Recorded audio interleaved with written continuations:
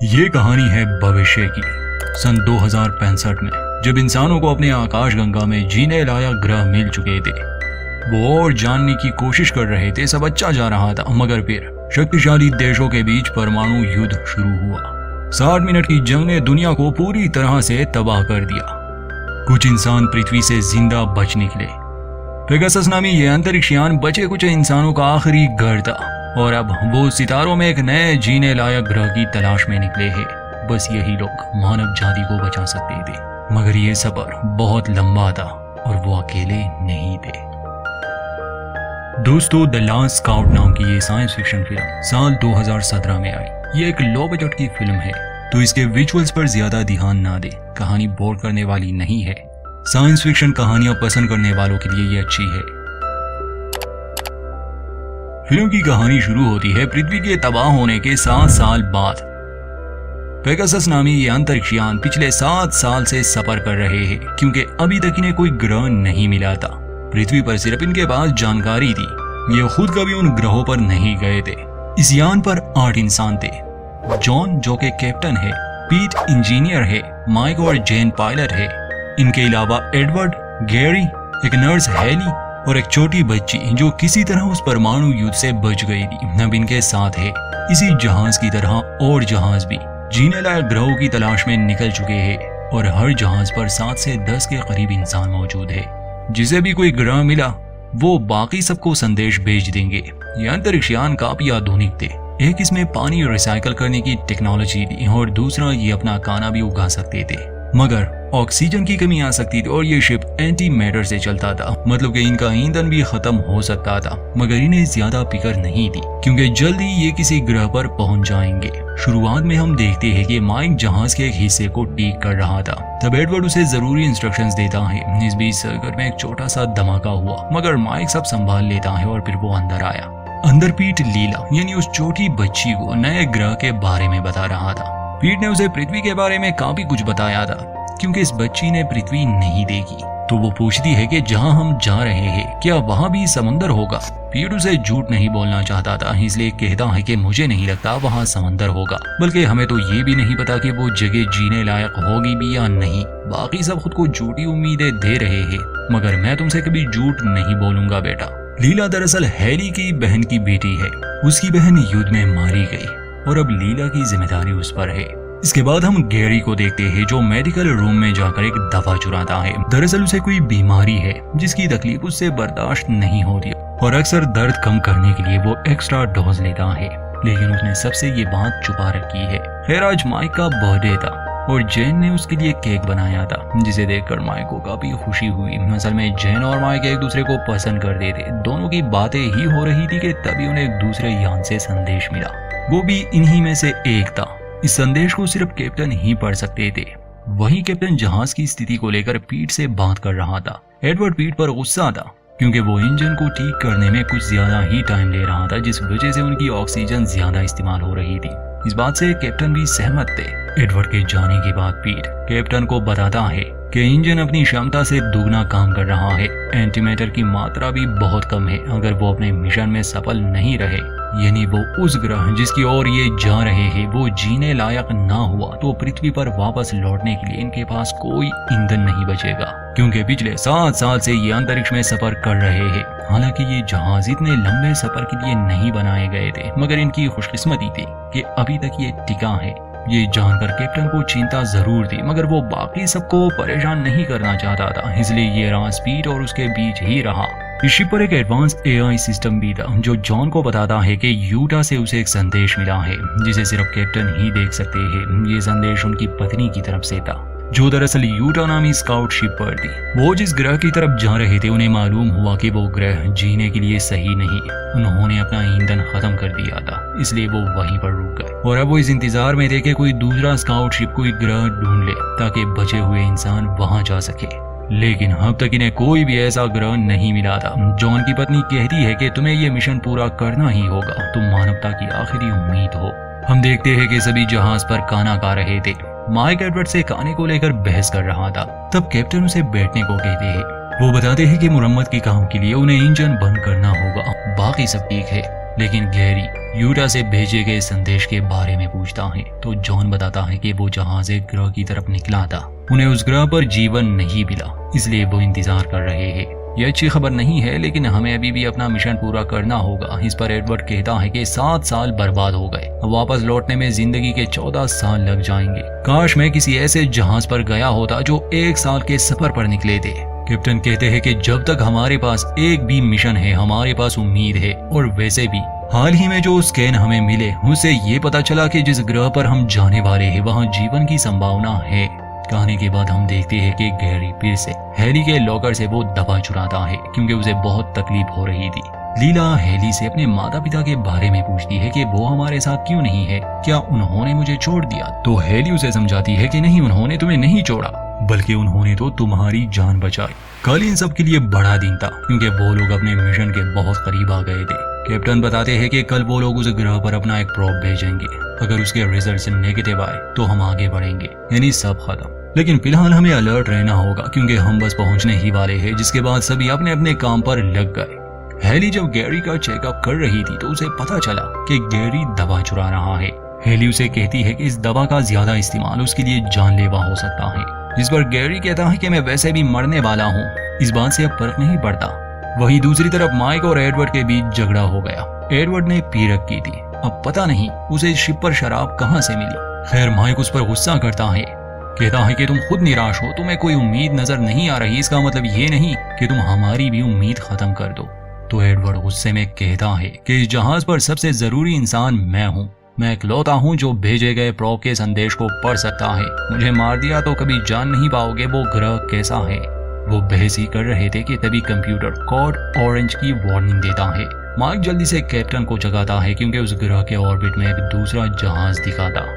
जब ये लोग उसे स्कैन करते हैं पता चलता है कि ये उनके जहाजों में से नहीं बल्कि ये एक चाइनीज जहाज है। पृथ्वी पर जब युद्ध हुए तो वो इन 2 बड़े देशों के बीच थे, इसलिए ये इनके दुश्मन भी थे। अब हैरानी की बात ये थी कि वो शिप एक जगह रुकी थी, ना वहां से कोई सिग्नल आ रहा था ना ये लोग वहां सिग्नल भेज सकते थे। माइक कहता है कि ये लोग रुके क्यों है, तो एडवर्ड कहता है कि हो सकता है इन्होंने भी एक प्रोब भेजा हो जिसकी खबर अच्छी ना हो, या हो सकता है वो मर गए हो। कैप्टन कहता है कि जब तक कोई जानकारी नहीं मिलती हमें ये सब नहीं सोचना चाहिए। कैप्टन बाकी सबको इस बारे में बताते हैं। गैरी उस जहाज पर जाने के बिल्कुल खिलाफ था। वो कहता है कि हम उन चाइनीज पर भरोसा नहीं कर सकते, हो सकता है ये उनकी चाल हो और वो हम पर हमला कर दे। लेकिन बाकी सबका मानना था कि हो सकता है उन्हें वहाँ कुछ जरूरी सामान मिल जाए। इस बात को लेकर सब में बहस हो गई। तो जॉन कहता है कि हम वापस घर नहीं जा सकते क्योंकि हमारे पास इतना एंटीमैटर नहीं बचा, इसलिए हमें उस जहाज पर जाना ही होगा ताकि हम उससे एंटीमैटर ला सके। ये बात सुनकर सभी परेशान हो गए, लेकिन दूसरा रास्ता ना होने की वजह से उन्हें यह कदम उठाना ही पड़ा। 1 घंटे में वो लोग इस जहाज के करीब पहुंच गए। माइक, पीट और जॉन अपने सूट्स पहनकर उस जहाज के अंदर चले गए, लेकिन उन्हें वहां कोई दिखा नहीं। जहाज की हालत भी बहुत खराब थी, जैसे उन पर किसी ने हमला किया हो। वो लोग हैरान थे कि कम से कम लाशें तो होनी चाहिए थी। जॉन और माइक जहाज का डेटा देखने जाते हैं, जबकि पीट जनरेटर देखने चला गया। सिस्टम के लॉक चाइनीज भाषा में थे और चाइनीज कैप्टन का एक संदेश भी था, इसलिए जॉन उसे अपने शिप पर भेजने के लिए कहता है क्योंकि हैली चाइनीज भाषा जानती थी। जल्द ही इन्हें अंदाजा हो गया कि ये यहाँ अकेले नहीं है। पीट जब जनरेटर देख रहा था तो उसे किसी की आहट महसूस हुई। वो भागकर जॉन और माइक के पास आया, जिसके बाद वो तीनों सावधान हो गए। लेकिन उन्हें मिला एक बच्चा जिसका नाम जय है। उस बच्चे की हालत ठीक नहीं थी, उन्हें देखते ही वो बेहोश हो गया, इसलिए वो लोग उसे पेगासस में लाने का फैसला करते हैं। लेकिन एयरलॉक दूसरी तरफ से बंद था। दरअसल उसे एडवर्ड ने लॉक किया था। वो कहता है कि मैं नहीं चाहता उस जहाज पर जो हुआ वो यहाँ भी हो, इसलिए आप सबको वहीं रुकना होगा जब तक पता ना चल जाए कि असल में हुआ क्या था। कैप्टन गुस्से में उसे दरवाजा खोलने को कहते हैं। एडवर्ड कहता है कि आपके यहाँ ना होने पर इस जहाज का कैप्टन मैं हूँ, इसलिए मैं आपका आदेश नहीं मान सकता। आप लोगों की वजह से मिशन खतरे में पड़ गया। तब हैली उसे किसी चीज से मारकर बेहोश कर देती है। कैप्टन बच्चे को लेकर जहाज पर वापस आ गए। गैरी भी इस बात से खुश नहीं था कि वो एक चाइनीज बच्चे को यहाँ ले आए। वो कहता है कि ये हमारे दुश्मनों का बच्चा है। पीट अभी भी उस चाइनीज जहाज पर था। असल में उसे कुछ जरूरी सामान चाहिए था। माइक तो पहले ही निकल गया, मगर जब पीट वापस लौट रहा था तो ब्रिज उड़ जाता है और पीट वहीं फंस गया। पेगासस यान भी बेकाबू हो गया। वो काफी दूर निकल गए। कोई एस्केप पॉड नहीं था, इसलिए पीट वहीं रह जाता है। सभी उसके लिए दुखी थे क्योंकि पिछले 7 साल से वही पेगासस की मुरम्मत कर रहा था। उसकी बदौलत वो जिंदा थे। अपने आखिरी समय में पीट ने उन्हें कुछ जरूरी जानकारी दी, जिससे अगर वो ग्रह जीने लायक है तो वो कैसे सुरक्षित लैंड कर सकते हैं। उस चाइनीज जहाज में धमाके की वजह से पीट की मौत हो गई। गैरी कहता है कि मैंने तुम्हें कहा था कि चाइनीज लोगों के चक्कर में मत पड़ना, लेकिन तुम्हारी वजह से हमने उस इकलौते इंसान को खो दिया जो जहाज को चला सकता था, और अब हम कंप्यूटर्स के सहारे हैं। अगले सीन में हम देखते हैं कि जे को होश आ गया था, लेकिन वो काफी डरा हुआ था। हाथ में सीजर लिए वो किसी को अपने करीब आने नहीं दे रहा था। मगर हेली जो कि डॉक्टर थी और उसे चाइनीज भाषा भी आती थी, वो उस बच्चे को शांत करती है, उसे गले से लगाती है। कैप्टन हेली से कहते हैं कि इससे पता करो कि उस जहाज पर क्या हुआ था, साथ ही एडवर्ड पर नजर रखना। इस बीच लीला और जे की दोस्ती हो गई। जॉन के पूछने पर हेली बताती है कि मेरी चाइनीज ज्यादा अच्छी नहीं, मैंने एआई का भी इस्तेमाल किया, लेकिन जे ने ज्यादा कुछ नहीं बताया। उस जहाज पर जरूर कुछ बहुत बुरा हुआ होगा, लेकिन वो बताना नहीं चाहता। कैप्टन कहते हैं कि एस्केप पॉड 6 महीने पहले ही लॉन्च हो गया था और तब से ये बच्चा जहाज पर अकेला था। लेकिन हैरानी की बात यह है कि पॉड के लॉन्च होने के बाद एयरलॉक को 6 बार खोला गया, लेकिन जहाज से कोई बाहर नहीं गया। हेली कहती है कि शायद जे ने आत्महत्या करने की कोशिश की, पर वो कर नहीं पाया। खैर फिलहाल प्रॉप तैयार था, इसलिए कैप्टन नए ग्रह पर प्रॉप भेजने का आदेश देते हैं। थोड़ी देर बाद एडवर्ड कैप्टन को बताते हैं कि उन्हें एक चाइनीज प्रॉप भी मिला है, जिसे एस्केप पॉड से कुछ घंटे पहले लॉन्च किया गया था। और उसकी जानकारी से उन्हें पता चला है कि इस सोलर सिस्टम में एक नहीं बल्कि 2 ग्रह है। किसी एक पर तो जीवन होगा ही। प्रॉप ने चाइनीज जहाज को कुछ सिग्नल्स भेजे थे, लेकिन वो सिग्नल जहाज तक पहुंचा ही नहीं। जब हमारा प्रॉप उसके करीब पहुंचेगा तो हमें वो सिग्नल्स मिल सकते हैं। फिलहाल वो दूसरा ग्रह सूरज की ओर है। कुछ ही दिनों में ये लोग उस ग्रह तक भी पहुंच जाएंगे, लेकिन फिलहाल उन्हें इंतजार करना था। किसी को भी नींद नहीं आती, क्योंकि अगर इन 2 ग्रहों में कोई एक भी जीने लायक नहीं हुआ तो ये लोग यहीं पर मर जाएंगे। हम देखते हैं कि एडवर्ड माइक के पास आया। दोनों फिल्म देखने बैठ गए, मगर एडवर्ड की आंख लग गई। जागने पर वो देखता है कि किसी ने माइक का गला काटकर उसे मार दिया। ये सब देखकर वो चिल्लाने लगा। जेन और कैप्टन भागकर वहां आते हैं। कैप्टन को एडवर्ड पर शक था, लेकिन एडवर्ड साफ साफ कह देता है कि मैंने ये नहीं किया। तभी शिप में अलार्म बजने लगा। एआई बताता है कि इंजीनियरिंग रूम में किसी ने छेड़छाड़ की है, इसलिए सभी वहां देखने जाते हैं। जबकि जेन सदमे में थी। जब वो लोग इंजीनियरिंग रूम में पहुंचे तो जे वहां मौजूद था। हेली उससे पूछती है कि उसने माइक के साथ क्या किया, तो जे कहता है कि उसने कुछ नहीं किया। इस पर गैरी गुस्सा होकर कहता है कि ये तो ऐसा ही कहेगा, ये हमारा दुश्मन है और ये किसी की भी जान ले सकता है। कैप्टन जे पर नजर रखने को कहता है। अगले दिन जब कैप्टन रिपोर्ट्स देख रहे थे तो तभी एक चाइनीज आदमी ने उन पर हमला कर दिया, जो उसी दूसरे जहाज से चुपकर यहाँ आ गया था। वो आदमी कैप्टन को मारने की कोशिश करता है, लेकिन तभी जेन वहां आकर उस आदमी को शूट कर देती है, जिससे कैप्टन की जान बच गई। अब कैप्टन जे को उस कमरे में बुलाती है जहां उस आदमी की लाश थी। तब गैरी उससे चाइनीज भाषा में बात करता है, जिस पर हेली और कैप्टन हैरान थे, क्योंकि उसने इस बारे में पहले नहीं बताया कि वो चाइनीज भाषा जानता है। खैर गैरी बताता है कि जे का कहना है कि इसी व्यक्ति ने जहाज पर सभी लोगों को मारा था, एक एक करके, और फिर उन्हें एयरलॉक से बाहर फेंक दिया। यही वजह है कि एयरलॉक 6 बार खोला गया था। कैप्टन जे को बांधने का ऑर्डर देते हैं। बाद में एडवर्ड बताता है कि उन्हें प्रॉप से कुछ डेटा मिला है, लेकिन वो काफी नहीं, इसलिए ये बताना मुश्किल है कि कौन सा ग्रह जीने लायक है और कौन सा नहीं। इसलिए हमें खुद ही लैंड करना होगा। सभी का कहना था कि उन्हें दूसरे प्रॉप के आने का इंतजार करना चाहिए, जो कि दूसरे ग्रह पर भेजा गया था। लेकिन कैप्टन कहते हैं कि हमारे पास इतना समय नहीं। 2 ऑक्सीजन टैंक खराब हो चुके हैं, अब ज्यादा ऑक्सीजन बची भी नहीं, इसलिए न चाहते हुए भी सबको कैप्टन के प्लान के मुताबिक ही चलना होगा। अब ये लोग जहाज लेकर उस ग्रह की तरफ बढ़ने लगे। कंप्यूटर से इन्हें वार्निंग मिल रही थी कि लैंडिंग में दिक्कत हो सकती है, लेकिन जेन किसी तरह जहाज को लैंड करवा देती है। जेन और एडवर्ड सूट पहनकर बाहर निकलते हैं, लेकिन इस ग्रह का वातावरण इंसानों के रहने लायक नहीं था, जिससे वो सभी निराश हो जाते हैं। लेकिन जॉन उन्हें यकीन दिलाता है कि वो ताज़ा हवा में सांस जरूर लेंगे। अब उन्हें उस दूसरे प्रॉप का इंतजार करना होगा।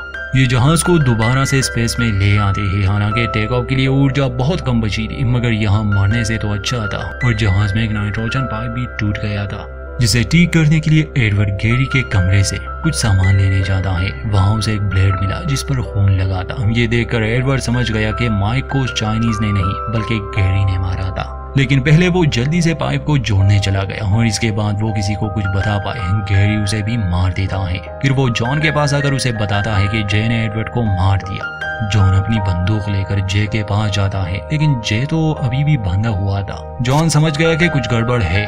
वापस आने पर कैप्टन देखते हैं कि गैरी ने हेली के गले पर ब्लेड रखा था। गैरी कहता है कि मैंने आपसे कहा था कि उन चाइनीज लोगों पर विश्वास मत करो, लेकिन तुमने मेरी बात नहीं मानी। जहाज का एंटीमीटर 2% से भी नीचे आ गया है।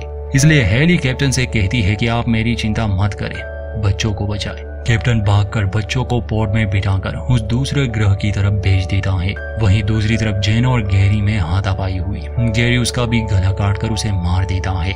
पोर्ट लॉन्च होने पर गैरी को लगा कि शायद कैप्टन पोर्ट लेकर भाग गए। गैरी उस चाइनीज कैप्टन का आखिरी संदेश लगाता है और उसे बताता है कि वो आदमी क्या कह रहा है। वो कहता है कि उनकी भी ऊर्जा खत्म हो चुकी है, ना वो लैंड कर सकते हैं ना ही टेक ऑफ। इसलिए कैप्टन एक एस्केप पोर्ट लेकर उस प्रॉप के पीछे गए ताकि वो प्रॉप को ठीक करके बाकियों को ये सिग्नल भेज सके कि ग्रह जीने लायक है या नहीं। लेकिन जैसे ही कैप्टन वहां से निकले, उनका एक साथी पागल हो गया और उन्होंने सभी को मार दिया सिवाय उस छोटे बच्चे के, जो उस जहाज में छुपा रहा जब तक हम वहां नहीं गए। तभी कंप्यूटर बताता है कि उन्हें चाइनीज प्रॉप से संदेश मिलना शुरू हो गए हैं। अब कैप्टन वहीं मौजूद थे। गैरी और जॉन के बीच लड़ाई हुई जिसमें कैप्टन ने गैरी को गोली मार दी, जिस वजह से जहाज में एक छेद हो गया और अब तेजी से जहाज का प्रेशर भी कम हो रहा था। साथ ही हम देखते हैं कि जिस प्रॉप में कैप्टन ने बच्चों को भेजा था, वो प्रॉप सफलता से लैंड कर चुका है। जब बच्चे बाहर आए तो देखा कि वो ग्रह काफी हरा भरा है, बिल्कुल पृथ्वी जैसा।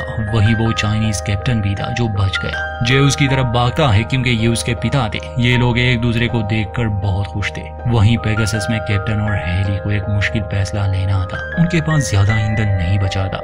या तो वो उस ग्रह पर लैंड कर सकते थे या एक प्रॉप को बाकी स्काउट जहाजों की तरफ भेज सकते थे, जिसमें मानव जाति को एक नया ग्रह मिल जाएगा। और वो दोनों प्रॉप भेजने का फैसला करते हैं, यानी अपनी बलि देकर। और इसी के साथ पेगासस जहाज उस ग्रह पर गिरने लगा। यहीं पर फिल्म का अंत होता है। तो दोस्तों, ये थी इस फिल्म की एक्सप्लेनेशन। उम्मीद करते हैं ये आपको पसंद आई होगी। वीडियो अच्छी लगे तो लाइक करें और चैनल को सब्सक्राइब करना ना भूलें।